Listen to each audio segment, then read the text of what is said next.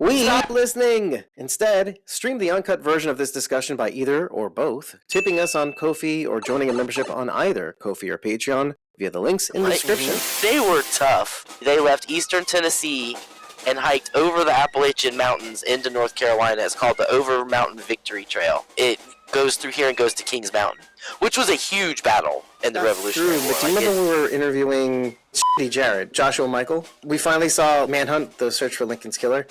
It's great. You would love it. It is so intricate and goes far deeper than just the murder. It goes in and out and through and who orchestrated it and who's behind it and all the theories. It's called the Grey House. Virginia socialite women who were actually spies for the Union. Okay. This is a very, very, very true story. This is not made up. They inserted one of their slaves that they had freed. If you were in Virginia, Richmond, which was the capital of the South, right, and you were an abolitionist secretly, you better keep that crap secret because they would kill you. Is it Death by Lightning? Netflix miniseries, President James Garfield and his assassin, Charles Guiteau. Oh, okay.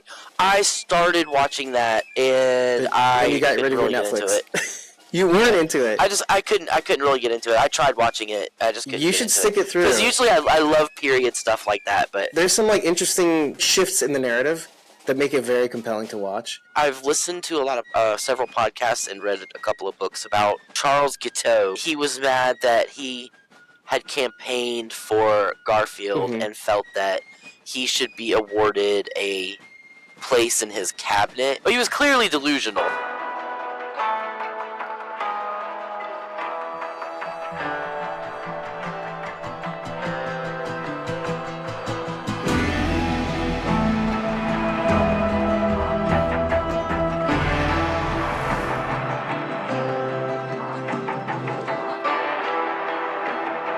We are Squawking Dead, a podcast pulverizing programs beyond the Walking Dead universe. Sometimes we give you news, sometimes we make you laugh. Most times we go deep.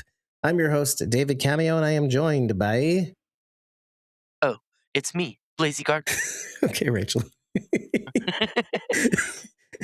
And today, we are here to discuss, to explore, to go deep on Dark Wind's 7th episode of its 4th season titled Nániikai.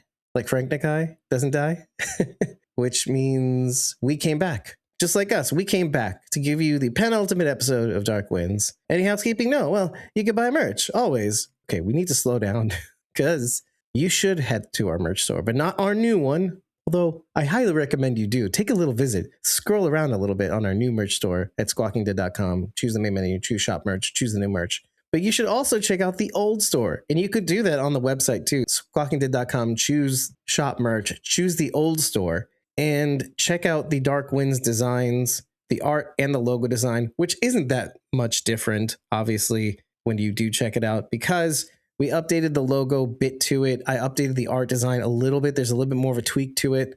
And also the old store, I'll quote unquote old store, we actually reduced some of the designs at the old store. So if you hadn't taken advantage of what was there, so sorry for you.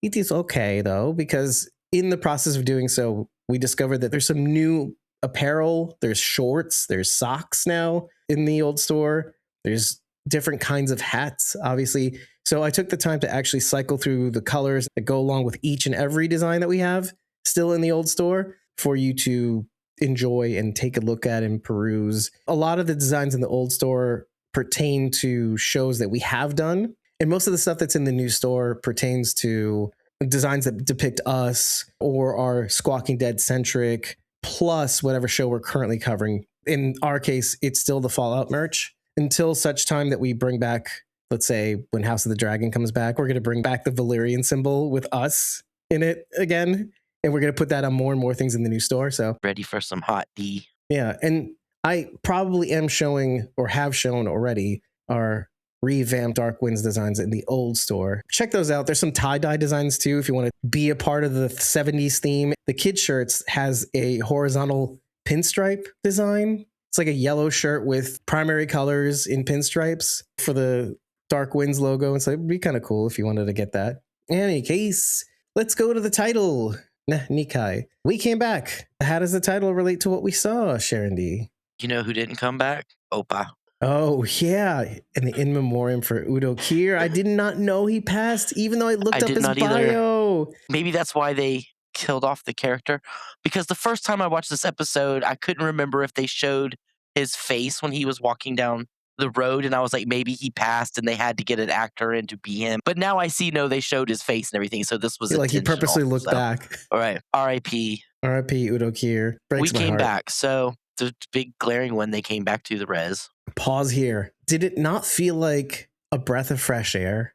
It was a little jarring. I'm not saying I didn't like it, but all of a sudden they're back on the res, and I was like, whoa, wait a minute. But again, that was the first time I watched it. The second time I noticed, we got to go find the guy because he's in the Airstream, and which we'll talk about that later. But anyway, Billy came back to her mom. She came back to the res for ceremony, not just because to get the ghost sickness taken away. And maybe the spirit of his mom came with him. So we, Chee and I, my mom, came back. Maybe even Albert Gorman, but you know. So everybody came back except Emma. We will definitely hit on that a little bit more. There's much more to talk about there. Billy came back to her mom came back to her. Interesting tidbit, just while we're here, in talking to fake Leroy Gorman / Benno. We zeroed in on that name a couple episodes ago. We'll hit on that a little bit more, and I'll there's because it's very important, because it'll go into a bigger point later. Joe had mentioned something that we didn't know, and that was the grandma that was in the photo. So it was Billy's mom, Carol, her mother, and Val were in that photo, right? But her mom had passed 5 months beforehand. I was curious about that because she was like, I have to go to work. Right. And she was wearing a waitress uniform. And I was like, wasn't she supposed to be taking care of the grandma? Like, that was the whole thing. And then when he said it, I was like, oh, I gotcha. Okay, right. And it's like second watch, you're like, okay, now you're drilling into the details. Because before, honestly, first watch, I was like, I don't know what he's talking about. Did they say that? This is new information. And it was, because we hadn't heard the names before. That's what really confused me. Like, I don't know what you're talking about with the two names and the Carol. Right, the only reason I knew Carol was because her name tag said C. Begay on it. Yes, right. So when he said Carol, I was like, well, that's who that is. That I knew. It was the whole, my grandmother is bent woman, which is why he was able to catch fake Leroy. It's like, Carol bent woman. No, those are two different women, blah, blah, blah. And then he goes down the line, like, who are you? Anyway. Yeah. Leroy was out there. I wasn't wrong. So before we get into that, let me just say, also Irene came back to take care of business and for her honey bunny. What did she say at the end? You're mine now, Joe. Oh my gosh. She needs somebody to replace Grandpa. Well, let me just drop this here then, because yes, there's Joe, but yes, I'm going to say this and then we're going to come back to it. I think there's Billy too. I think she made a family. Billy as the daughter, and maybe she sees something in her. I don't know. It could be, because she was not in the car with her when she ran over Grandpa. That's right. So where else would she be but in the, even though she was approaching the gate, she wasn't visible at the very least in the car. Like, she wasn't in the passenger seat. So then where was she? She in the trunk? And does that mean she shuttled her into the bunker and tied her up somewhere? Remember, I said something that might come back again is the handcuffs and the clamps that were on her in the wall of her room.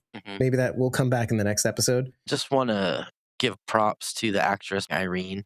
During the scene when she ran over Grandpa, the way she was holding her breath and tilting her head, it was spot on acting. She was awesome. The look of surprise on her face. Yeah, like she was surprised she did it. Like, oh my God, I actually did it. Franca Patent. And then she just held her breath and she was moving her head. Choice acting. She's a great actress. I don't like the character because you're not supposed to. Yeah. But the actress is great. When a villain can make you feel disgust but also sympathy is extremely difficult. Hey, when she took that action, I was like, you know what? I get it.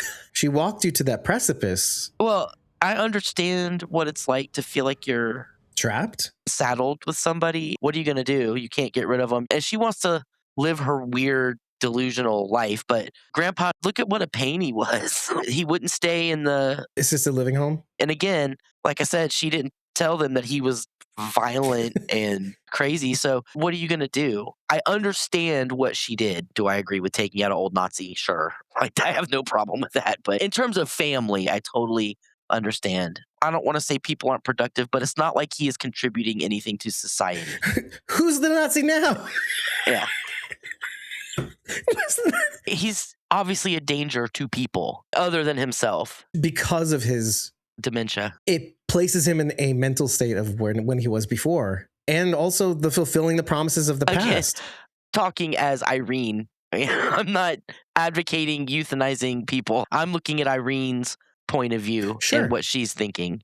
So don't come at me, people. When we were talking about, and let's go even further into the cleanup, because when we were talking about this in the last episode, because I'm editing it now, there was a question of whether she was like him. I don't think that's the case now after watching this episode. And I think that's the crux of her, not only escapism into the Joe obsession, but Joe represents the life she could have had. For goodness sake, we came here to be in the land of the free, and yet I'm still saddled with this old man. Isn't he the opposite of her? I mean, he is a lawman and represents law and order, because her grandfather's like, I trained you badly.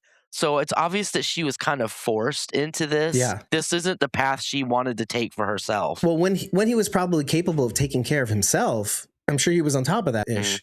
But the moment his faculty started dwindling, she had to take care of him. And she couldn't take care of him the way he took care of her, I'm sure. And maybe this is not the life she ever wanted to live, to live under his thumb and his training, quote unquote, to be a killer. We have to think about the timeline here. So this is, I want to say 26 years after the end of World War II. Irene is clearly in her... She's at 40s. So she was in her teens during World War II. And I'm assuming that he brought her up to be a fighter for that reason, to prepare her for when the new Reich came back and she would be accepted into the new Reich, because she would be this fighter and everything. She's in America and she's coherent, and she realizes that it doesn't have to be like this. The thing that he is training her for and making her live for isn't coming. What did we just talk about earlier? Meeting new people and seeing different places, and that's how you... Before the show. Right, before the show. And then that's figuring out, it doesn't have to be this way. Life is bigger than just this narrow point of view. When you rebel against your parents or your grandparents, what do? You do the exact opposite of what they wanted you to do. He wanted her to be this outlaw, killer, whatever, and she's going for Joe, who is the exact opposite of that. He is the lawman. She doesn't know that he's a killer too, that he's killed a guy in cold blood. Like, I don't know. Right, because we were saying in one of the earlier episodes, what if she found out that he killed BJ Vines and that whole story? Yeah. And maybe she'd have more sympathy for him too. Wow, she'd be well and deep in love with him if she found out about BJ Vines. Unless she's obsessed with him again because he's the opposite of her. He represents law and order and saving people, while she is the opposite of that. Yeah. So if she finds out that he's really a cold-blooded murderer who just left the old dude out in the... Maybe. Like, she might be like, whatever, but it would change her view of him. Kind of like it did with Emma. You know what? I could see it going either way, and it'd be totally justifiable too. Because on the one hand, she could be like, "Oh, gross, weird. You're not at all who I pictured." The way Emma described him precisely, honorable, loyal, etc., etc. It's just who he is. But then you can go the other way, and it could be one of those things where, even you might have to do things that you don't want to do, like I did. There are things I didn't want to have to do too, but I got rid of my oppa. Do you think he would really hang out and track down? Once upon a time, I would have been like, that's just a throwaway line. Like, he's going to come back and find... Oh, McNair? Right. But now that he's actually killed BJ Vines, I mean... Let's leave that for the bigger topic that we're going to talk, because it's a season 5 topic. But I want to go back to the question of, do you still think that she holds similar sentiments to her grandfather, having watched this episode now?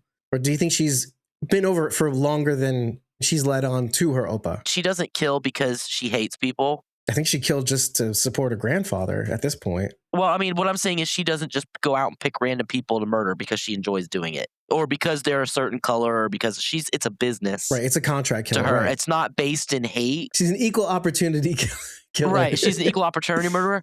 It's not based in hate or bias or anything. It's just a job. It doesn't mean she does or doesn't have those beliefs. It's more like that's not what we're focused on with her. We don't know that. Maybe not even, because she went through the steps to try and honor the native dead. whereas Nazis wouldn't care about that.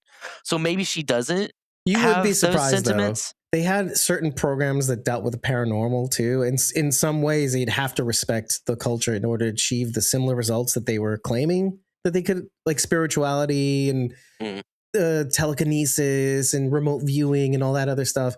But we don't know the extent to which they went into these programs, because I know that the U.S. formed similar types of programs throughout the 1900s, effectively. I mean, again, bear in mind that during Nazi Germany, she was a teenager and in her early 20s, probably. That was her formative years brought up in that. And you have to consider, because her name was invoked, when she threatened to leave him, you're going to be an old man by yourself if you don't listen. It was when she left him at the assisted living place. Lydia. So he calls out Lydia, which invokes her mother, Irene's mother, which means, okay, something happened there. The parents are missing, or just the mom. Maybe she too only grew up with her mom or whatever.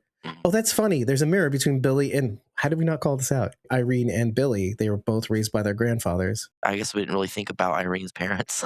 I figured they got killed in the war or something. Right. And then we see Billy's mom in this episode, Carol, and he calls out for Lydia in this episode. So the mothers. Interesting. Man, I was so worried that she was going to go after the mom and kill her instead of going to get Billy. Oh, I didn't think I was like, and then Billy would be sitting there waiting for her mom to come back, and she would never come back. I'm not saying I was glad she went after Billy, but I was just really glad she didn't go kill the mom, because that was like really upsetting me.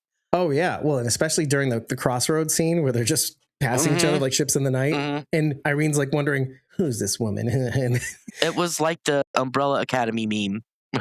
Number 5 is going one direction in the blue car, and Vanya's going the other direction, and it's the meme now where they're like, me on my way to do this, and then like she's on her way to do that or something. It's just a meme. I gotcha. Okay, Irene, Lydia. Oh yes, so then Irene too had to grow up without parents. So what was that like? That trauma, that kind of arrested development probably from the time she loses her mother. 2 opposite type grandfathers, because like Begay seemed like he was really gentle and kind, like he wasn't, or not unkind, right? But then you have Opa, Opa Gunta, which when they were in that scene, let's just hone in on that. They have this conversation. It's their last words. And note that it gets to the point where they're using the other language. In English, his last words are, if you love me. She's right at the door. She's upset. She's like, she's had it. She's done with this MFer. She's finally freed herself from this burden. She put him in the home. Now she can live her life in freedom. Finally, she may not even have to do contract killing. We don't even know. Although $4,000 a month in today's terms. Yeah,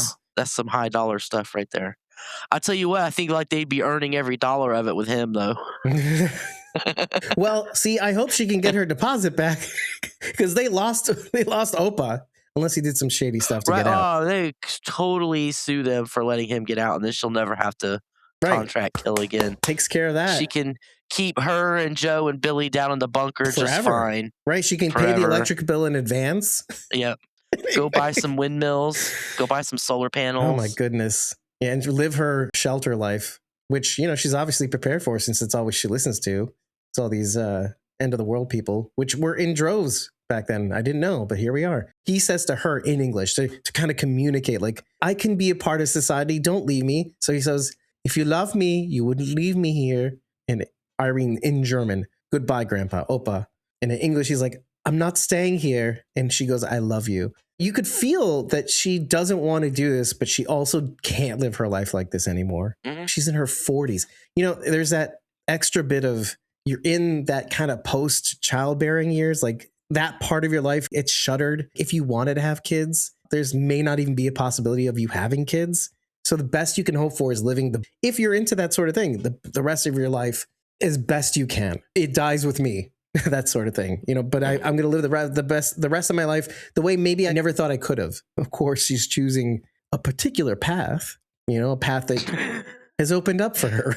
As I was saying, she was brought up her formative years in a pretty rough time with I'm guessing a fairly rough guardian. You learn what you live as a kid. How do you even come to a place like America and exist? You've been brought up to be this person. This is who you were raised to be. I'm not saying you don't know anything else you do now, but you have footholds in 2 worlds, right, but mostly in the other world. So I can see how it would be super difficult for her to come and acclimate to society. Right. Well, And let's even take that more narrowly. She knows what society's like. She lived in LA. You're in the pressure cooker of other societies or other cultures. But what is she going to talk to people about? Guess who I murdered today? Let's have a glass of wine. You want to go out and have brunch? How do you live in regular society like that, right? Well, how can you build a normal life? So you have to kind of, it's kind of like Dunk and Egg, how the girl from Dunk's past, Rafe. Right. So Rafe says to Dunk, you want a family, go get it. It's similar. And of course, she does it in such a way that it emulates how she probably grew up. I'm going to take a leap and assume that the whole end of the world cult stuff, that wasn't just her, it was her grandfather's. They're in cahoots when it came to the bunker stuff. They were totally down with it. So maybe she's just emulating what she grew up in. And of course, if you're thinking, because I was thinking this, if the way she lost her mother and maybe father, but we're focusing on the mother here, if she had died, let's say, in a bombing from the British, let's say, could be Dresden, who knows where they came from, then wouldn't it make sense that they were underground when that happened? Mm-hmm. And so she's just emulating that family life here. And of course, she's bringing her new, quote unquote, husband and her new, quote unquote, child to re-emulate all of that over again, that cyclical drama as Bridget had talked about, right? You relive the scars from your parents' life and you inflict them on your husband or the people that you love around you, etc. Or you relive your mom's actions on others, that sort of thing. Yeah. It's really demented. Clearly she's a damaged person. It's not even entirely her fault. At some point you have to realize that murdering people for money is wrong. Okay. But well, and maybe she does. How do you escape from that? What else is she going to do? See, she could be a lawman person. She knows what it's like to be on the other side. So she could be a really good one. I mean, I guess in her mind, except she's a psycho. Except she's a psycho. See, then there's shows like Dexter. Okay. Well, to catch a psycho, you have to be a psycho. Or more apt, or more to the point, last season, it was kind of like they were painting, you have to become the monster to catch a monster, that whole thing. But then in the whole figuring out who's the monster, who's the man, well, they're all just men, aren't they?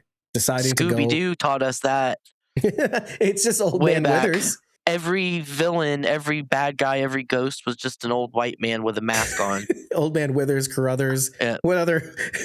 And I would have gotten away with it if it wasn't for you meddling kids. And that Native American too. What?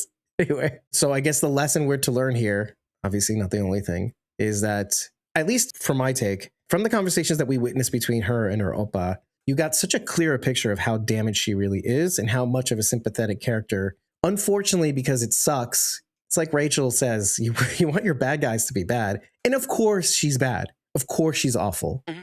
Okay, but then they throw this hunk of crap on us and you're like, well, I mean, what this does is give you understanding of why she's a terrible person.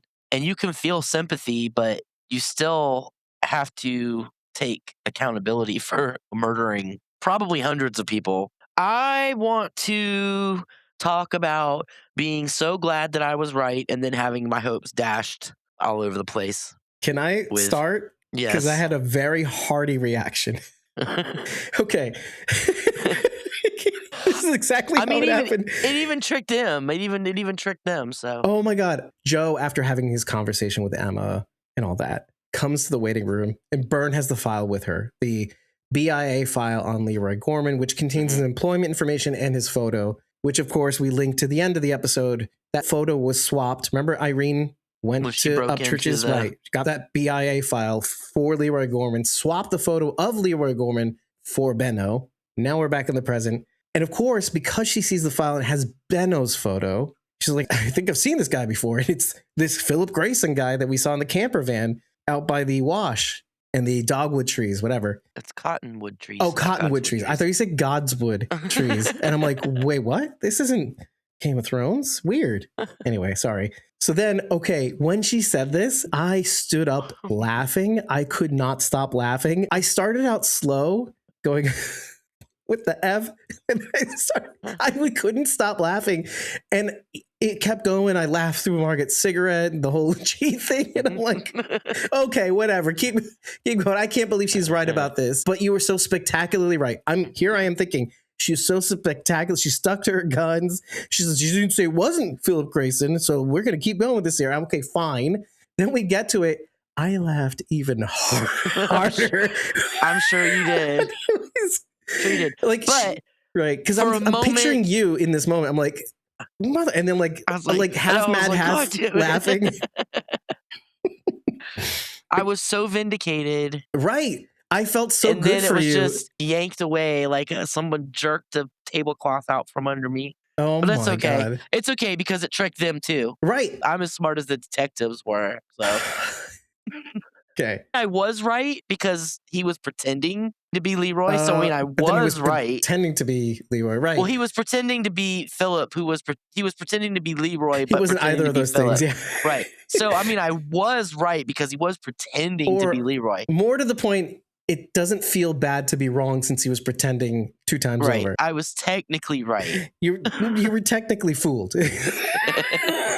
That was a laughter that was deep from my soul. Yeah. But then we get to the Benno part. First of all, Irene's like, Get the rope, Benno, get the rope. it's tied up Joe. You hear the line and it's so funny when the way she says it. Like, get already, you useless piece of S, you know, like that sort of thing. So then we have to go back to, it was the beginning of the 4th episode. Shaw comes up to him real close. Benno put you up to this? I don't know any Benno. Couldn't remember where we had heard his name before, but I knew that we had talked about it because we were like, this is one of those shows that doesn't just throw something out there for no reason. If you're a good show, everything is useful. Yeah. This was Chekhov's Benno. Check out, right? That's how I put it in my notes too. Like, is this Chekhov's Benno? We're going to come back to this. So we knew that there was something to it. It just took. We didn't have any information to go on when it came to that. Yeah. It was kind of like on Pluribus. She said the thing about I could have frozen my eggs. And I was like, why would she say something like that in this show? Why is that important? And then it ended up being important later. So I guess that's like a mark of prestige television. They don't drop something unless it's going to mean something later. Very exactly. tight. Okay, so given the fact that that name drop happened with Shaw, having heard this, I had to reevaluate every single episode we watched thus far with Shaw in it. Actually, even before Shaw came into it. Because Shaw said in this episode, if Irene wanted you dead, you'd be dead. And who did Irene confront in this episode and badly injure and not kill? And not kill. Mm-hmm. Right? With what? Which we saw the screwdriver being used twice in this episode. Her little sword screwdriver and her little hilt, like a German warrior, except it was a screwdriver, right? It's like the 2 worlds of Irene. She's a German warrior, but she's also a US technician. She's screwing your head over. So she stabs the real Leroy in the neck in the flashback that we do get of how that went down. But then she also stabs Toby. We heard his first name, Toby Shaw, in the shoulder, and then punches him in the face or kicks him in the face while he's down. True to form, if Irene wanted Shaw dead, he would be dead. In my opinion, Shaw is in on this. The whole Benno drop, the whole him not being dead. Irene has known where they will be all the time. Exactly. That's what I think too. And also, Shaw says to Leaphorn while he's in the police station that there's an APB out on Irene. But is there? Do you think that is why Shaw went all ham at the raid and like, oh, I'm going to go do this the way I want to do it because I'm going to get her? The whole thing was to get Joe or something like that at that point. It would be one thing if it was a complete surprise, but I don't think it was, which is why she changed the plan to be where she was going to be.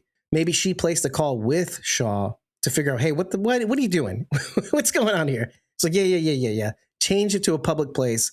We're going to be on somewhere. You be somewhere else than you said you were going to be. That's why Shaw didn't find her weaponry in the truck because. Oh, okay. Quote unquote. Just for the audio podcast. We won't find it. You know, nobody will find it until Joe comes along and figures out how to do it. But exactly. So wait, hold on. We talked a lot about underestimating and overestimating Irene when really who was doing the most underestimating? It was Shaw.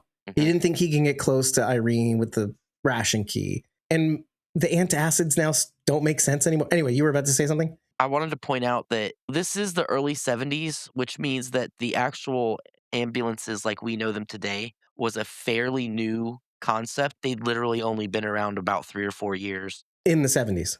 The new versions. Right, in the 70s. So I don't know if you remember in season 1 of The Pit, they talked to the black guy who had been part of the ambulance corps, which basically invented modern day ambulance and emergency medicine. Mm-hmm. And then after that, we had the show Emergency, which took place, I think it was in LA, late 60s, early 70s. Oh, right. But that show emergency actually led to places like LA setting up, again, as we know it today, modern ambulances with paramedics and emergency care on site and stuff like that. I just thought it was really cool because they show him getting loaded into, and it's basically a station wagon ambulance. Yeah. The ambulance corps was probably no more than 4 or 5 years old at that time. Okay. And so when they did load him at the station wagon, but for the first time I was like, oh, poor Toby Shaw. And the second time I was like, good. I hope he died on the way to the hospital. You just say banged him into the car a little bit when they went to put him in. I was like, right. It was very ungentle. And they probably didn't even invent maybe this is not even accurate, but I'm not sure. But that whole rig of the sliding gurney to go into the ambulance and stuff, that may have been like an inaccuracy or something like that, because maybe those didn't exist. Who knows? I don't know. But interesting. I didn't know that. For one thing, people go watch The Pit because they talk about it. This was a guy who came in because his pacemaker was loose in his chest. While he was in there, they were talking to him about how they were the first ambulance corps they set up amongst themselves. Again, the modern ambulance as we know it. Little history things like that people don't think about is really amazing. Did that start in Pittsburgh? Is that what that whole Basically revolution? what I was talking about. Young people born in this century would never think of that ambulances weren't always around, but they weren't. 911 didn't come around until the 80s. That's right. Wasn't that shortly after? And they don't know about this either. The whole missing children milk carton thing. That was in the 80s too, yeah. They did put missing children on milk cartons in hopes that people would see them and find them which of course we don't have cartons anymore. Well, no, I think they still have cartons. Well, some. Right, yeah, true. So let's keep going down the list of damning evidence. Upchurch's place had the matches from the trading post, which kind of leads us back to, okay, yes, he played the real Leroy Gorman in that Airstream. He was intercepted by the German woman. How would the German woman know where to go? If not for Shaw, right? Being in touch with the case, reading the files, maybe something like that. Shaw had asked Joe real close to the beginning of episode 5 when Wells and he beat him up, if Benno put him up to this. Another thing to remember is that Val hasn't shown her face since she dropped Billy off. So she's in the wind, maybe, unless Irene got to her first. I don't think so, but we'll see. We also haven't seen Billy.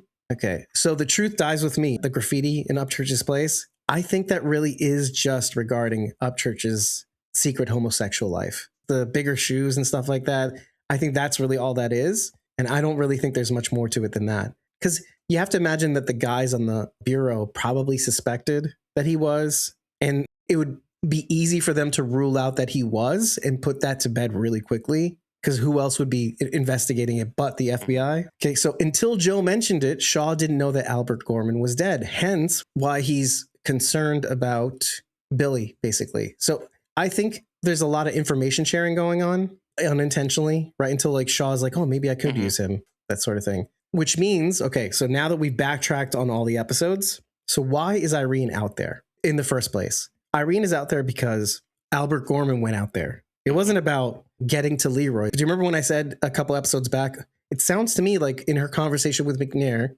that she already got Leroy. All was taken care of. Do you remember when I said that? You're like, no, that's not true. And so the only reason why she was out there was to put down Albert and keep him in line and stuff like that. And I kind of wonder now, who would have been responsible for getting Albert? How would she have known about him? Well, I thought they were witnesses that were going to testify against McNair, so she was supposed to kill both of them. Both Albert and Leroy?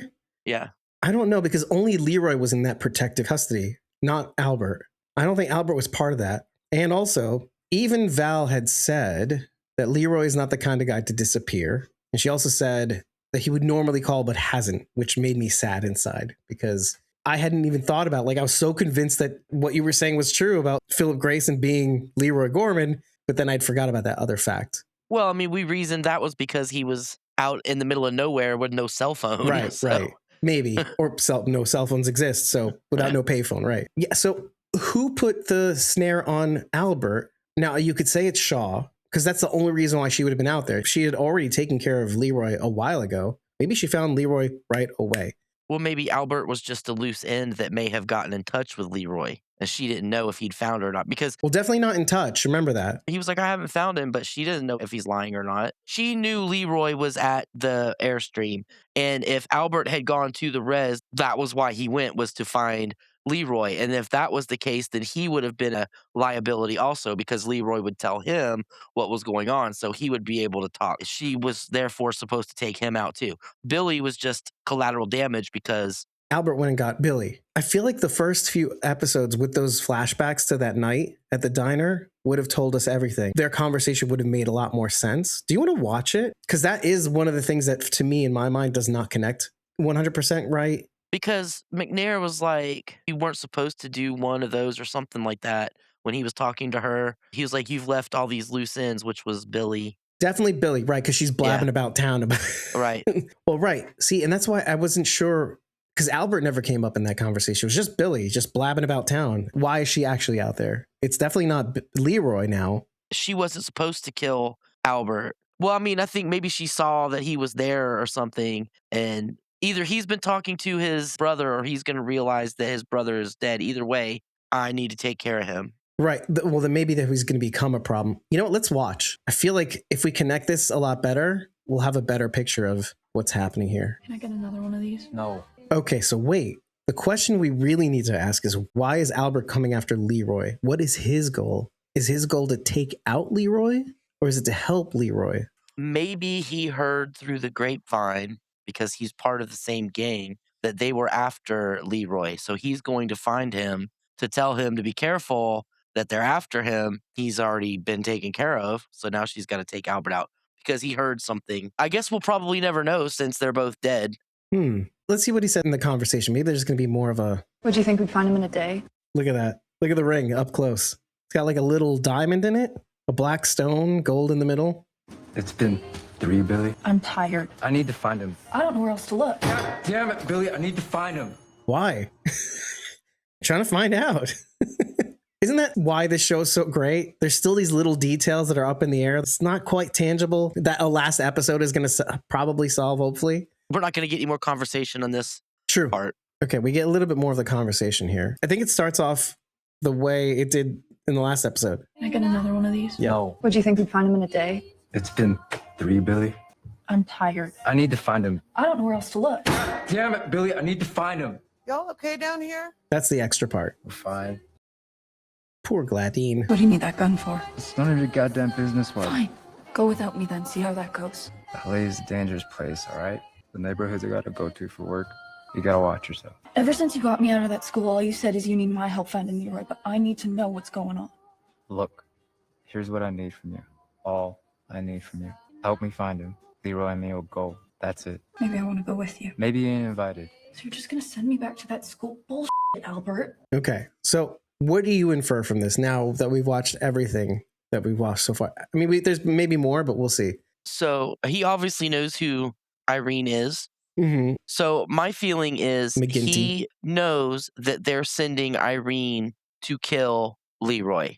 And so he is coming to find Leroy so they can leave and get out of there. Okay, cool. So he's coming in there with earnest purposes. He's probably leaving his gang. Like to I do said, this. he probably got heard through the grapevine that they were sending Irene to Get take Leroy out. for testifying. Right. So he's there to find Leroy and get him out so they can leave together. Oh, and he's going to escape. say something about that in this conversation with Irene. He says something about McNair, because we heard that in the muffled speech just now. Okay, fine. This makes things a little clearer. Basically, Albert's saying, I know that they're coming after Leroy. I'm going to get to Leroy first so I can leave with him, like escape. Right. That's what it feels like and sounds like, at least the way he's telling Billy. I mean, to heck with testifying. We need to get him out of here because they're going to kill him. Who cares about McNair? Like, I want you safe. But then you hear from Val, he's not the kind of guy to disappear. Opposite of what Albert's trying to do. Okay, let's keep going. What's happening? It's gonna be all right. It is not going to be all right. Don't make a sound. Hello, Albert. What are you doing here? What are you doing Sonny here? sends you? Okay, Sonny send you? Huh? Now we know who Sonny is. McNair? Who? Please come with me. She doesn't answer. No. I don't think so. Can I get you a mini shug? No, thanks. We don't plan to stay. Do we, Albert? Come with me. I ain't going anywhere with you. Yes, you are. We're going for a drive. Look, Leroy's not gonna say anything, all right? Neither am I. It's too late for that. Look, Leroy's not going to say anything. Mm-hmm. It's too late for that. Neither am I. It's too late for that. Okay. But take whoever's here with you. Ain't nobody here with me. That is not your milkshake, Albert. I think we got it. I'm glad we did this because I feel like that picture is at least way more clear considering all the new discoveries that we got. Okay, what was the original question? Why was Irene there if she'd already taken care of Leroy? Or maybe she had just taken care of Leroy. It's possible. And maybe the whole hunt for Leroy was instituted by McNair. I'm glad he asked, did Sonny send you? Because that links us to characters we're going to meet later. So maybe she was there for both Leroy and Albert, I guess. I'll take you and whoever's with you, etc., because all of you are expendable, like Joe said, basically. Okay, fine. Oh, yeah, okay. We were going through the list of things that we have to not forget. When Shaw finds out that Albert is dead, it means that, okay, he knows now to relay that to McNair, which is why he doesn't even ask about Albert when Irene and he are meeting. Okay, that's good continuity. Sorry, I say he, not he and McNair, when Irene and McNair are meeting. And the only thing that McNair cares about is this loudmouth kid when they meet. It's like, I need the money. And she's like, take care of the loudmouth kid, the blabbing around town about Leroy Gorman. And yeah, again, the APB was never put out by Irene because Shaw was in cahoots. It's how Irene was able to get to the res. Otherwise, she would have never made it, basically. Okay, I'm happy about that. We're in agreement. Shaw is in on it. He has to be on it. There's just no way he's not. Sounds that way. Yeah. The audience is going to be like, what? You're an idiot. That's not possible. No, here's some evidence. Listen, we've come out with some zingers this season. We came out with Albert is gay. So is Sonny. Called Emma not wanting to give up her life. She was like, I don't want to go back right now. I'm enjoying my life here. And I noticed that she didn't extend him an invitation either. As a matter of fact, she was pretty much like, as long as I know you're on the reservation, it'll be home. So that was like, and I don't even ask if you can come stay with me. Just stay on the res and do what you need to do. Yeah, that was a lot more gentle than I thought that was going to go down. Because it all starts off with, I missed you too a lot more than, in my head, a lot more than I was going to tell you that I miss you. Of course, I'm happy for him. Remember, several episodes in a row, that makes me happy. I'm happy for him digging into our souls.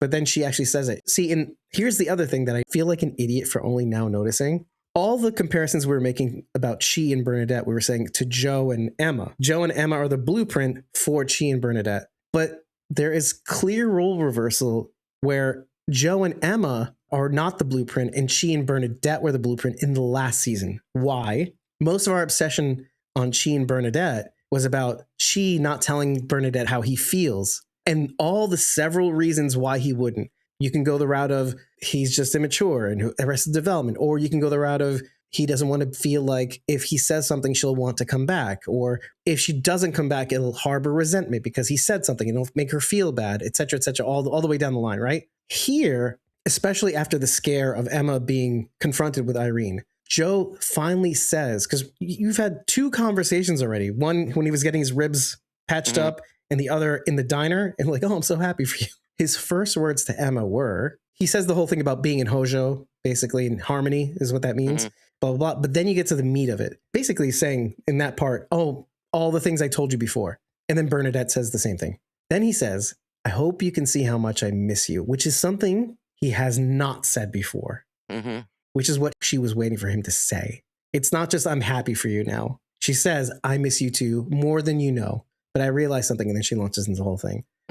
That is what Bernadette was waiting to hear in the last season. And I thought that was very interesting that we're seeing this direct parallel to that narrative in the last season, because that's what I was waiting for. I don't care that you're going, I mean, it's nice. I'm happy for you that you're going to the sweat. I'm happy that you're praying on it. I'm happy. But what I really wanted to hear was, I miss you. I love you. I want you back. Even though I'm not going to go back with you. Especially since he hasn't written her or called her. Right. So she has to kind of feel like, well, dang, he just how am I supposed to know how you feel? Yeah. There you go. So you can never tell. And it's like in the beginning of the season, Joe says something to Chee, I think it was the first episode, about knowing how to talk to her, giving her time to listen or giving her a chance and then telling her how you feel so you guys can communicate. Well, Joe, and he finally did. When he finally saw what could have been taken away from him, you can't take it back. Like we were talking about with Chee and never getting the chance to take his mom home so that she can die there, let's say. It's like, you can't take it back. So say it while she's still alive. And he got lucky that Irene didn't do anything to Emma. And I realized also in that conversation, Shaw and Joe talk about it at the beginning of the episode. Like, why did she leave Emma alive? And it kind of goes back to something that she had said to Joe in the phone call on the Kayenta police station, it's kind of like, let me just see if I can conjure up the spirit of Irene in this one.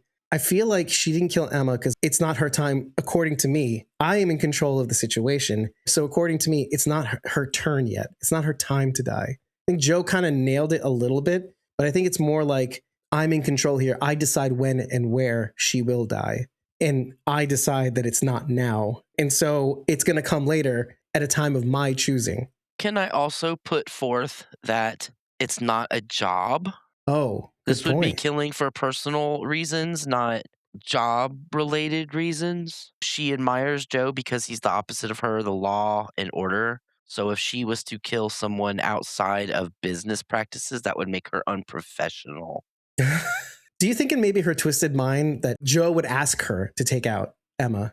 I know that it's a stretch. Yeah. Maybe killing Emma would have been a personal murder, not a professional murder. And therefore, Joe would think less of her because she wasn't being professional. Oh, man, in that's nuts.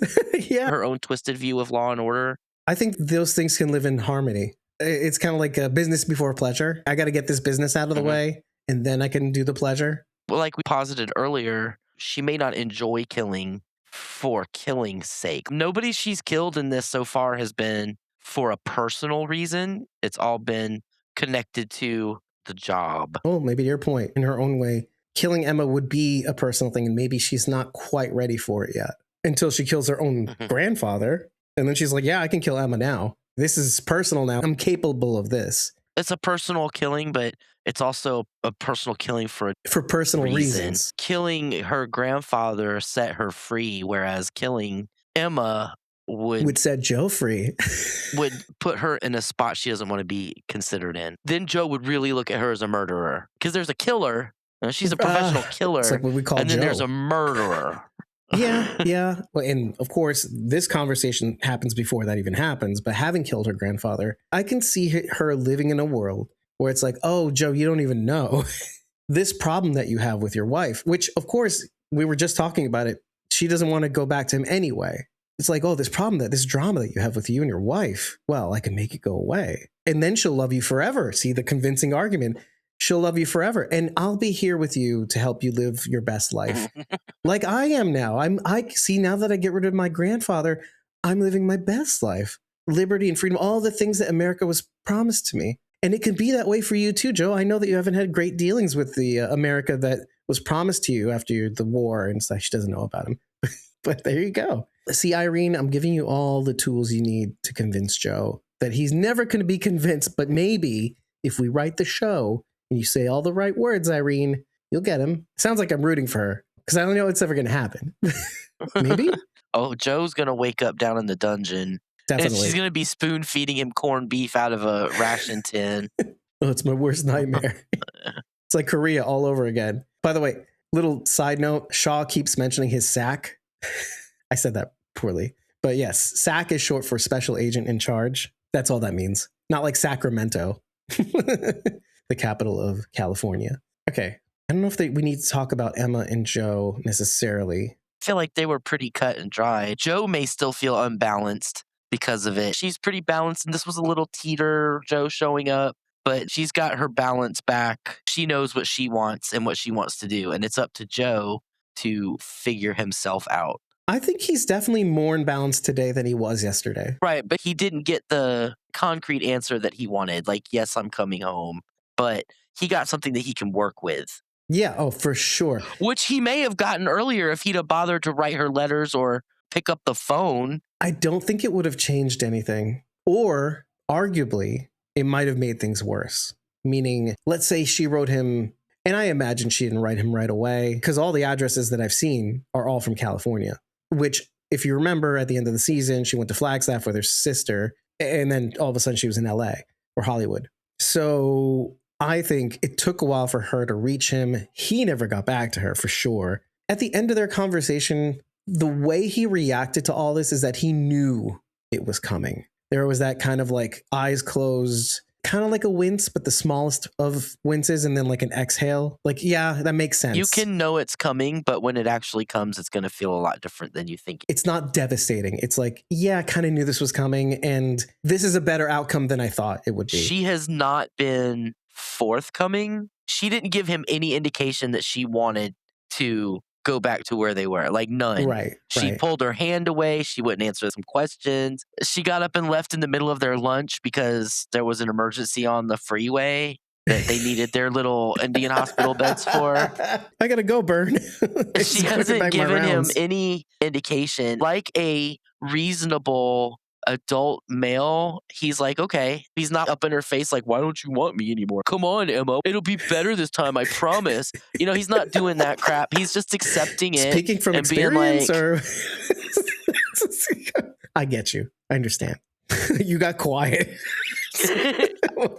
I'm just saying, he accepted it and was like, okay, this is how it's going to be. And that's the other thing about it too. And how would you not accept it? The thing she was saying about him, really speaking very, very honestly about his character and all the things that I'm 100% certain she fell in love with. Definitely not going to retire. Yes, that was it, right? Wasn't it? It's like, yeah, that's your DNA as Kayenta police officer. And it's like, oh yeah, you're right. So I'm not retiring.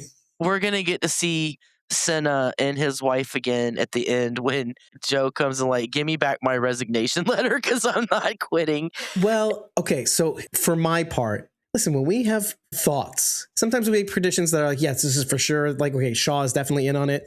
But then there are some things, and I feel like we have to remind the audience sometimes about these things. Sometimes I make these predictions that I'm like, I don't care if it's true or not, but wouldn't it be cool if it was? The prediction I made about him being a private dick or working with Gordo, it is a step up because Gordo is the sheriff of that county. I don't know if it's inside or outside the res. He's wearing a sheriff's uniform. Yeah, so I think it's outside the res. So it would technically be a promotion if you worked with Gordo directly. Oh, no, but Gordo's retired, right? I think he may have after he got hurt, because didn't he get hurt last season? Yeah. So I think he was retired. They were going to the lake, right? He and his wife. Linda Hamilton. Which, we haven't seen. And I was going to ask you about how you felt about that. I want to see her again. Like I've said since the first episode, you don't get a name like Linda Hamilton and then have her be in it for 5 minutes, and that's it. It's so disappointing. Yeah. And I wonder how that's going to go down. And wouldn't it be the worst if like, oh yeah, and she died there. Like you're not going to see her. No. It would be effective because you had that flash of her and then she's gone. Or, hear me out. Oh no. Billy's mom gets hired to take care of her and they can come back to the res. Oh, I like that a lot. That'd be some poetic justice. See, again, it's not a prediction. Mm-hmm. It would be great if it happened. No, I just think that would be a nice, hey, it's Chekhov's B. It's Chekhov's B. Every time we say B, I'm like, are we calling her a bitch or like Bridget would? It's Chekhov's Linda Hamilton. We do have to talk about something bigger. Let's get this thing out of the way. This small, tiny little, I wouldn't call it beef, maybe a jerky. I don't know. When Joe figures out that Benno isn't Leroy, he starts telling him all the things. They're two different ladies. Did you like clock that? Like, why are you telling him all these things? Well, he's explaining why he knows he's lying. Right. But the why? If you know he's lying, just arrest him first and then like put him in cuffs so that nothing can happen. That's called exposition for the audience. I know. And I even write in my notes, I'm like, if he didn't do that, Irene wouldn't be able to come up behind him and take him down because he would be in cuffs and there would be a shootout. It's too complicated. Do you know what really irked me? Yes, I would love to, because here I am bringing beef. Is Joe shooting at the car while Billy is obviously in it. I understand you're trying to hit Irene or whatever, but there is a obviously not that bright 16-year-old girl in the front seat that you are shooting bullets at. Just saying. Although, counterpoint, small comfort, by the way. So first of all, let me just mention this before I get to the counterpoint.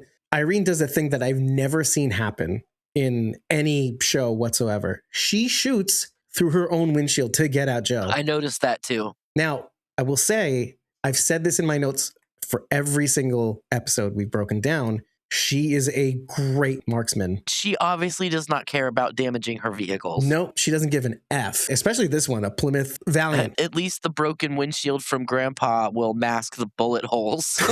Yeah, exactly. Who could tell? But counterpoint to what you were saying, when Joe shoots at Irene, do you know, like when you're at the shooting range, all 5 shots hit the headrest. You could see the bullet holes in the headrest. It was remarkable. So all right, fine. Because I had the same thought. And then I slowed it down. I didn't slow it down. I mean, like I paused it. And it was like boom, boom, boom, boom, boom, all in the headrest. That tiny horizontal headrest. So cool. Yes, you're a great marksman, but you're firing at an unpredictable target. Yeah. And see, that's the thing. While they were stopped, it made sense.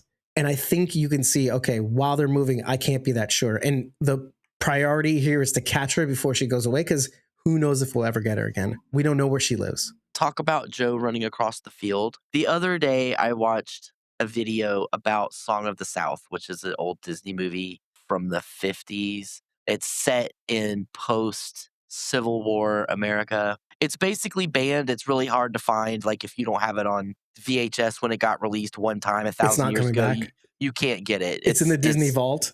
It's because it's so racially tinged because of when it's set. It's hard to find. That's why you can't find the Three Caballeros? Yeah, Zippity Doo-Dah's on it. You know, Zippity Doo? That's what Zippity Doo-Dah's from. Oh, okay. There's a point in the movie where the little boy in it is running across a field to catch his mom and dad as they ride away. And a bull comes charging across the field and hits him. That's the big moment, big climax. So as I'm watching this, I'm like, is there a bull gonna come out and hit Joe as he's running or something? Because I just saw this happen. But the music tells you that's not going to happen. Everything is satisfactual. Zippity-doo-dah. So the music when Joe and Emma are talking was really good. I think there was another scene where the music was really good too. Oh yeah, when Billy and her mom, Carol, were talking.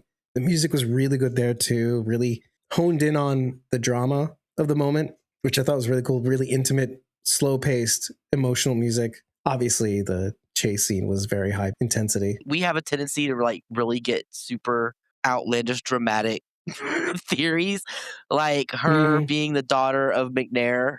Oh, right. I didn't co-sign that. I was just a little disappointed that like it was like, oh, I was a druggie and I figured you were better off there, basically was the gist. I had a feeling you would be. And so I really wanted to dig in on that experience. And it actually is a thing. I knew about it, but I didn't know the extent to why or the roots of why drug abuse or substance abuse was such a thing in these Native communities. Just to put a button on it, Carol tells Billy that the reason why she couldn't be there for her is because she wasn't clean. She'd done a lot of bad things in the pursuit of not being clean. And she'd only sobered up 3 years prior when she could get on her feet. She took care of her mother while she was trying to get better, et cetera, et cetera. So for 13 years of her life, she was in just a terrible state, which is not strange because during the mid-1950s, drug and alcohol abuse, you have to think 1950s, Billy was born in the mid-1950s. Navajo population was largely characterized by severe and growing epidemic of alcoholism, which was exacerbated by the removal of federal prohibition laws and the profound social changes occurring at the time. By the end of that decade and into the early 1960s, it was estimated that a significant portion of adult tribal members, sometimes cited as high as 1 in 4, were struggling with problem drinking, quote unquote. This is from the Navajo Times. Key trends and factors in the 1950s. The end of Prohibition in 1953. Okay, you have to remember that reservations were federal lands. Federal laws that prohibited the sale of alcohol to Native Americans, specifically, were officially repealed in 1953. And what happens when you repeal a prohibition of any kind, right? We see this with marijuana. There's a rebound effect. As soon as it becomes legalized in a state, people flock to marijuana, let's say. And we've already seen this. Allowing tribes to set their own policies. This made alcohol significantly more accessible, especially in border towns such as Gallup and Farmington. Border town drinking. Many Navajos in the 1950s did not consume alcohol on the dry reservation, but rather in border towns, quote unquote, where liquor dealers targeted them. This led to intense binge drinking, often referred to as 49ing. The numbers 49'N, intense weekend drinking. Generational shifts. While older men in previous decades often drank in secret, by the 1950s and 60s, the alcohol use was becoming more visible and normalized, affecting a broader demographic of men and increasingly younger people. Alcohol types. During this period, men frequently drank cheap, fortified wine before shifting to a higher preference for beer in later decades. Impact of historical trauma. Experts trace the roots of this epidemic to historical trauma, including the legacy of boarding schools and the forced removal of cultural, economic, and legal autonomy, which resulted in widespread poverty and a loss of cultural safety. The socio-cultural context, which is what I was really looking for. Traditional healers and elders in the 1950s often viewed the increase in alcohol and substance abuse as a symptom of Navajos losing their traditional ways. Alcohol was seen by many as a quote-unquote poison that disrupted traditional family structures and created a quote-unquote bad life, in contrast to the traditional quote-unquote Navajo way. This is from navajo-nsn.gov, by the way. While alcohol was their primary substance of abuse, the era set the stage for later challenges with other substances as social changes and the pressures of assimilation continued throughout the mid-20th century. So she is just an emblematic, as high as 1 in 4 statistic of what would have happened around that time. Then take it and match it with Joe having gone to the Korean War, the war in Nam. You come back, you feel like America owes you something because you put your ass on the line and you didn't get that back in return. And then you go to drinking, and then you go the patterns of abuse, intergenerational trauma, et cetera, et cetera. So it's easy to kind of grasp for us at the very least, looking at this drama. For Billy, it's probably a lot harder since all she had was her grandfather, effectively. Maybe her cousins when they were younger, but it was just her grandfather. And then he, in his desperation, he's older, he's an elder. He had to send her to a boarding school because what kind of opportunity can he give this young child who was effectively abandoned because her mom didn't have the wherewithal to be able to raise her? So what was he supposed to do? Because I had thought about that too. Why would he send her to the schools if he cared for her so much? But then wouldn't you want the best possible outcome for your kid, even if it was hard? Boarding school is just assisted living for teenagers. Oh, wow. The grandfather boards the kid boards the grandfather. I did not think of that. Very cool. And now he's dead, so we can't get his answer. So, oh, you got away scot-free, Grandpa, even though we got 2 in the chest. What, 2 headlights? Well, no, I didn't. I thought you were talking about. No, I thought you were talking about. I thought you were talking about Ashy Gunther. Yeah, he got 2 in the chest. He can't answer for putting her in the he got Catholic 2 in schools. the chest, and so did Gunther. He got 2 headlights. Yeah, 2 headlights. She got a grill he had grill marks on him. You know, that's the sucky part. It's forever burned into my brain. First of all, the hitting of the grandfather, but I keep wanting to say Udo Kier because at the end they do the in memoriam for Udo Kier, and I'm like, oh my God, she killed him on the show. I'm like, I thought they used stuntmen. I want to use my own stunts. I'm really good at it. Like, he was not good. Anyway, it was so dumb. The thing that I really want to talk about, and I'm so glad that we talked about a lot of things. I'm glad we're in agreement about Shaw. The one thing that we really need to hone in on is the conversation between Joe and Dominic McNair, because I saw you roll your eyes and I rolled my eyes too. I'm like, what is this dumb conversation for? Because it didn't lead to anything. Nothing. It was fruitless. It was a testicle measuring contest. What did Joe think he was going to get out of McNair? Did he think he'd go in and be like, it's a 16-year-old girl? And McNair will be like, oh, well, that's different. Let me give you some incriminating evidence on me. Other than just trying to spook him in some way. Let me also say this. Joe has been a lawman on a reservation, not in a big city. He has dealt with some organized crime, but not to the extent that he's dealing in LA. And I feel like Joe is a little bit out of his depth here. You damn right. You don't want me to be thinking about you like, Joe, he's right. You killed one old man by leaving him in the woods. You didn't even kill him. You got these people that are going to be coming after you. And yeah, you're a great shot and whatnot, but you haven't been able to take Irene out yet. And you've run into her several times. So you're in deeper than you think, my friend. And you need to get out of that. Yeah, 100%. And not even for yourself, but for Emma too, because they can connect you to Emma easily. Right. And I guarantee you they are not against using family members. Joe, I love you, but you're not being smart. 100%. I'm sure he had a plan. His goal was pretty clear. If you give me Irene, I'm sure I can get you a reduced sentence or something like that. Because you're going down no matter what, is his thinking. And that's kind of the picture he paints. Hey, you're going to go down, but I can make it go down easier. Then after that, he was like, I know you're going to walk, so then I'll come after you. Every breath you take, every step you take, I'll be watching you. Thanks, Sting. Right. / the police. The police. So I think maybe he thought he was going to go in there and make a deal or whatever, but he's dealing with people who he's not prepared to deal with. A whole other caliber of criminal. Exactly. FBI people have not been able to get to this dude, but your little Navajo tribal butt's going to go in there and shake him up. Like, no, I don't. 100%. And look, you wouldn't be faulted given Joe's track record that you got to see in real time. Sure, fine. But that was the reason. You're sitting there thinking, what a dumb scene. What bad writing? No. First of all, the dialogue was incredible because all the tropes, McNair is kind of calling him out. I was like, and don't say that, good, I'll find you, blah, blah. He's like cutting him off at the pass. Don't do your cowboy lines. You're not getting away with it. It's not working here. I'm bigger than you can even imagine. That's the setup for season 5. I'm making a prediction right here, right now. McNair walks, and McNair is his problem for season 5, period. See, now this isn't just, it would be fun if it's true. No, this is my prediction. Hey, I could be wrong. Again, I'm not going to say F you show if you don't do what I say. I'm just saying my prediction is McNair is his problem for season 5. Is season 5 the last season? Be. We don't know. Vines has been his problem for 3 seasons, and he's been dead for 2 of them. BJ. Well, yeah, he's a spirit. He just won't go away. I don't know. But it would be interesting because I do love the actor. Obviously, we loved him in Lost. And he's also in, what's that show with Madison Lintz on Amazon Prime? Some people like these kind of procedurally shows. I liked procedurals until I realized there was other stuff out there. Back when all I had was network TV, sure, I'd watch a procedural, but Lost was the one that really started that because it was actually on network TV.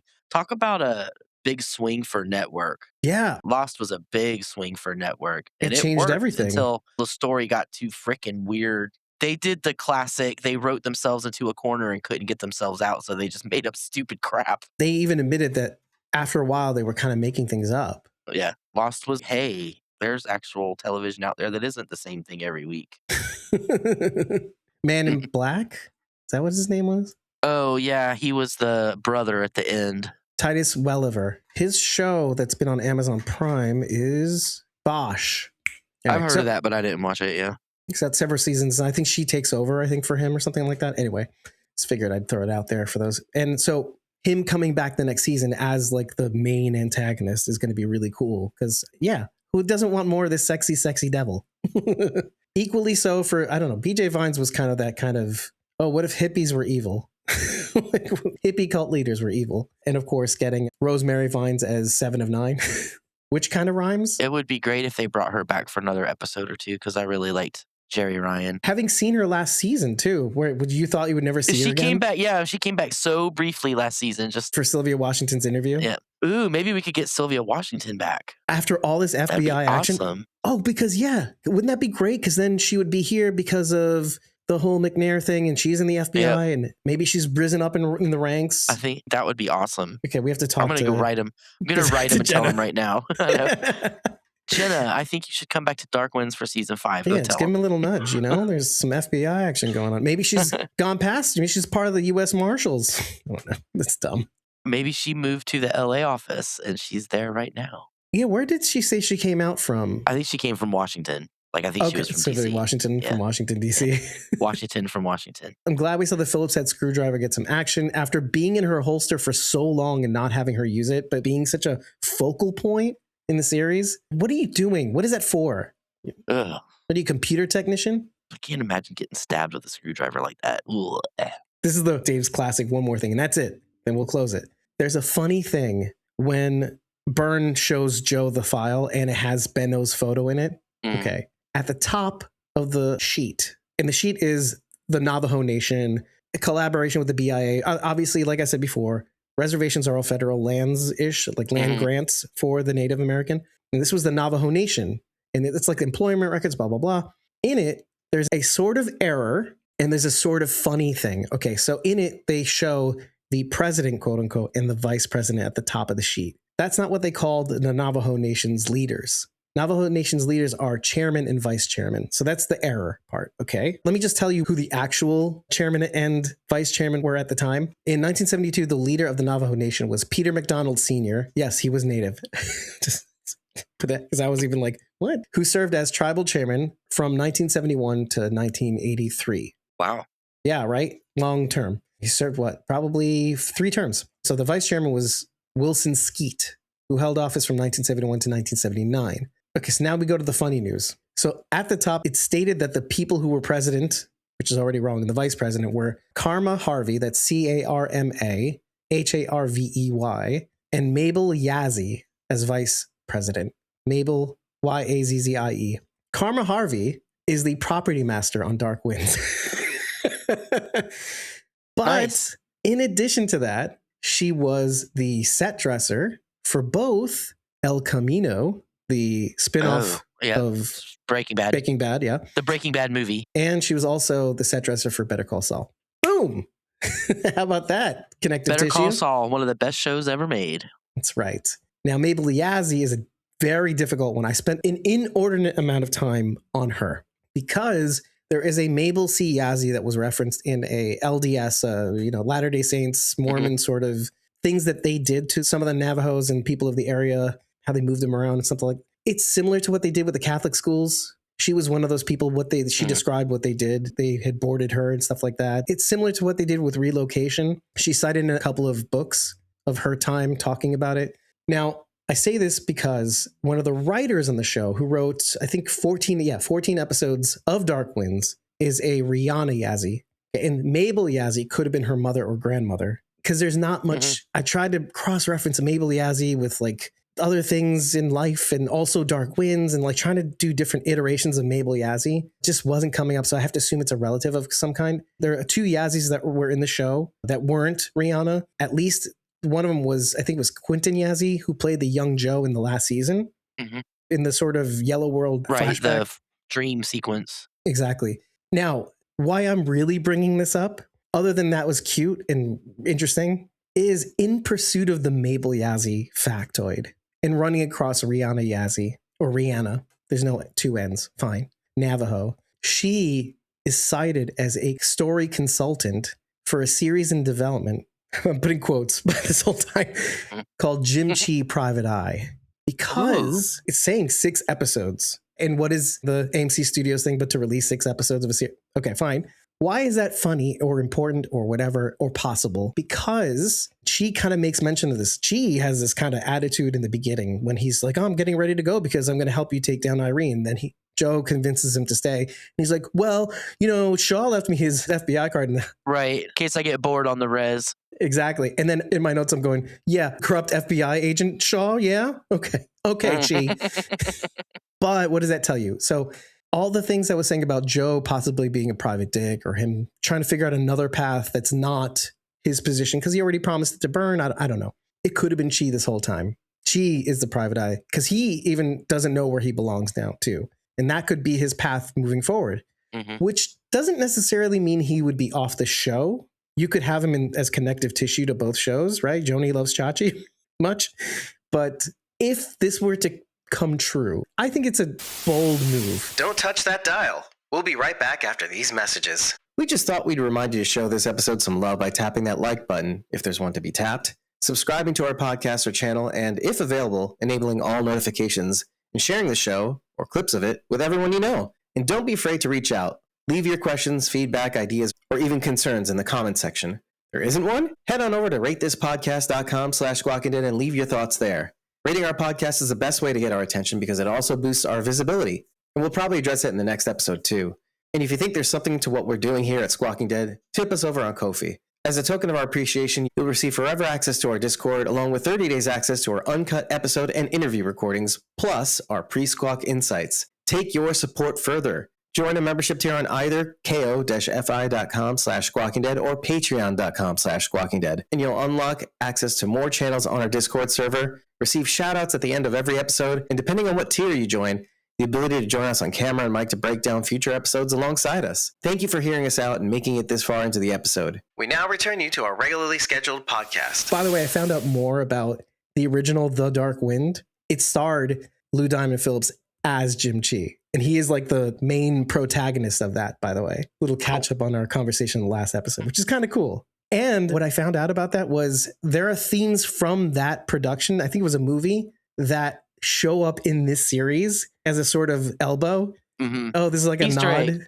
Yeah, Little it's like Easter a nod egg. to the series. It's kind of cool. I can't tell you exactly which, but when I was looking at the trailer, I'm like, oh, wait, that was in the show.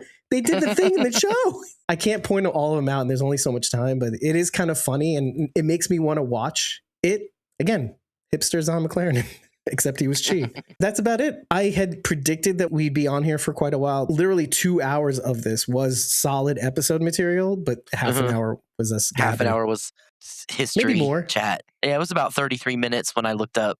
I'm surprised we had the staying power because my notes are less than I thought I would be writing down, considering all the snags and the connective tissue to all the things that kind of come up. Because we're like, okay, yeah, we have this on lock. I'm so glad that we have like a whole episode to see how the series jumps into season 5, but also to kind of just wrap up after the aftermath of this anxiety in LA.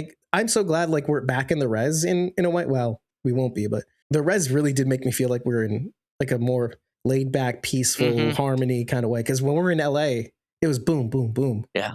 I'm going to go get dinner and then I'm going to come back and watch the last episode. Woo, woo. And hey, Yay. just so everybody knows, I feel like we need to remind the audience, we are not watching ahead. So when we're relaying all this information to you, we're on the same ride as you. We are very strict. I am very strict about not watching ahead. So with that, I say we'll end this right now and both watch the finale, not together, apart, because we need our alone time. Together, apart. Together, apart. With you, together, apart. We are Squawking Dead. I've been your host, David Cameo. I haven't done this sign off in so long. I've been your host, David Cameo, and I was joined by Lazy Gardener. And we miss Bridget. We'll just say that out loud. I think of Bridget with every passing episode that she's not even here. So I have a very pretty baby blanket that my mom made for her that I have to mail Monday. Ooh. It's pastel purple and pink and white. It's really pretty. Speaking of baby duties. I'm kidding. I don't know why. That's not a segue. Bye, everybody. We'll see you real soon. Bye. Can't wait to talk about the finale. Like I couldn't wait to talk about this one. Bye.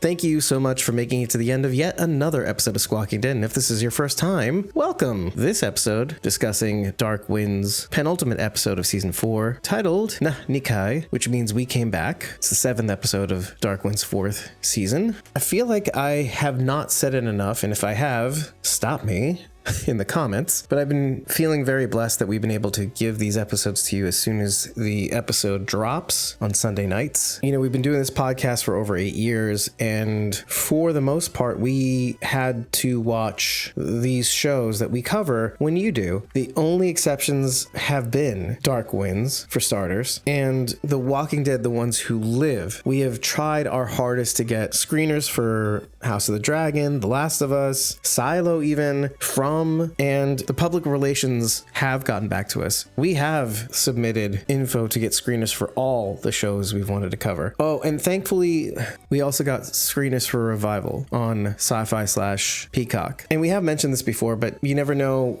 who we're reaching with every single episode, but we are folks who really struggle full-time with day jobs, and this is really a sort of moonlighting thing where we hope this goes somewhere, and with your help that can happen, but otherwise this is a negative cash flow situation, which is why we mention the supporters who deign to keep this podcast afloat with its various necessary expenses. At some point, we definitely do want to make money off of these breakdowns. So if you're feeling generous like the folks who we're about to mention, consider hopping on over to ko-fi.com/squawkingdead or patreon.com/squawkingdead. Give us a tip on Ko-fi or join a membership on either of those. Check out the perks we have on offer too. Basically anything you give us will give you instant access to our Discord server, forever access to boot, as well as a whole host of really, really cool perks. Speaking of supporting this podcast, it's time to announce to the world the Survivors and Whisper members who we shout out at the end of every episode. Skipping the Survivors because we don't have any, and moving on to the Whispers, we have Jason, who you can reach on Instagram via @NeosTheOne. That's @NEOS1 HEONE. Rob Lucchese, who you can reach on @RobsStuffAndThangs. That's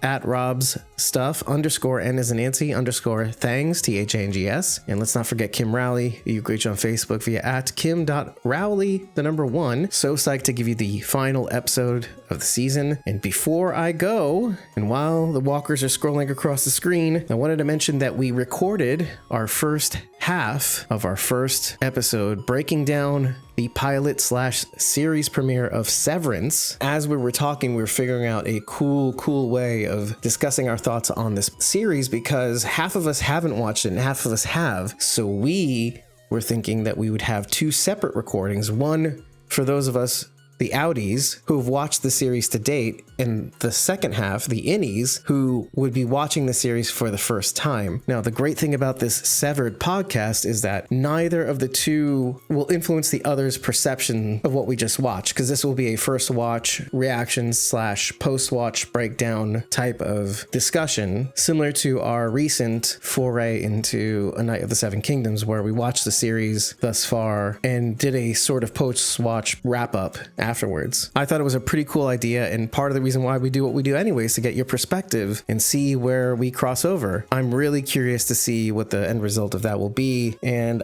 if you happen to have watched the series already, this will be great for you to attend the Outies conversation. And if you haven't watched the series, we'll be recording our thoughts on every single episode every month instead of every week up until the season 3 premiere, which will likely not happen for another, I would say, almost 2 years at this point, or year and a half. So we've got about 18 episodes to go, or 17. We just did the first one, or the first half of the first one. So this will be a great opportunity for folks who've watched it and who haven't watched it to be a part of something pretty cool. In any case, thank you. We may opt to continue down the road of our screeners conversations simply because we have From and the boys overlapping, and I have to make time to edit the Severance discussion or discussions. So it may just be the best for everybody to get that finale out so I don't have to think about it and we can move on with our lives discussing more shows down the pike. Thank you again for participating, for listening. You have so many options when it comes to entertainment. We're just glad we made the cut in your life. And with that, I say, in the meantime, that you, me, and everybody,